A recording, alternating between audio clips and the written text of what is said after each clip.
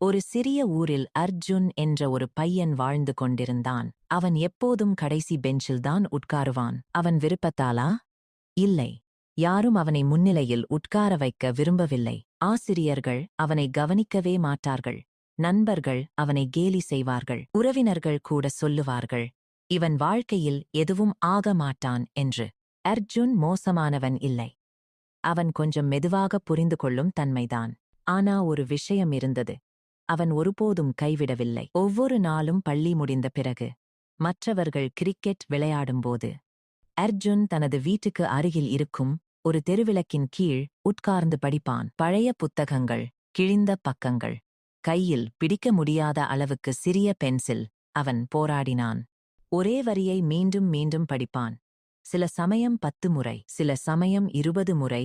பல நாட்களில் அவனுக்கு புரியவே மாட்டாது. ஆனா அவன் முயற்சியை நிறுத்தவே இல்லை. ஒரு நாள் இரவு ஒரு ஆசிரியர் அங்கு வந்தார். அர்ஜுனை பார்த்தார். அவன் அமைதியாக படித்துக் கொண்டிருந்தான். ஆசிரியர் கேட்டார், இவ்வளவு கஷ்டப்பட்டு ஏன் படிக்கிறாய்? அர்ஜுன் மெதுவாக தலை தூக்கி சொன்னான், ஒரு நாள் நான் பயனற்றவன் இல்லை என்று நிரூபிக்கணும். அந்த ஆசிரியர் சில நொடிகள் பேசவே முடியவில்லை.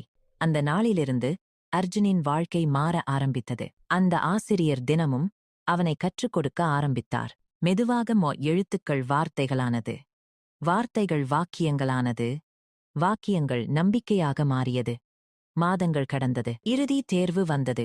அனைவரும் அர்ஜுன் தோல்வி அடைவான் என்று நினைத்தார்கள். அர்ஜுனுக்கும் பயம் இருந்தது. ஆனா இந்த முறை அவன் பயத்திலிருந்து ஓடவில்லை. அதை எதிர்கொண்டான். முடிவுகள் வெளியான நாள். மாணவர்கள் எல்லோரும் கூடியிருந்தார்கள். பெயர்கள், மதிப்பெண்கள், ரேங்க், அப்புறம் அமைதி. அர்ஜுனின் பெயர் இருந்தது கீழே இல்லை, நடுத்தரத்தில் இல்லை, முதல் இடத்தில்.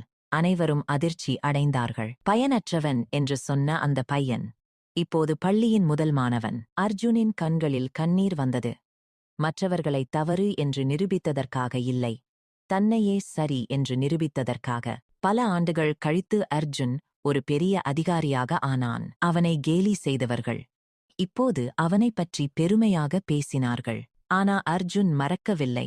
அந்த தெருவிளக்கு, அந்த கஷ்டங்கள், அந்த ஒரே ஆசிரியரை முடிவு செய்தி. தினமும் முயற்சி செய்கிற ஒருவரை ஒருபோதும் குறைத்து மதிப்பிடாதீர்கள்.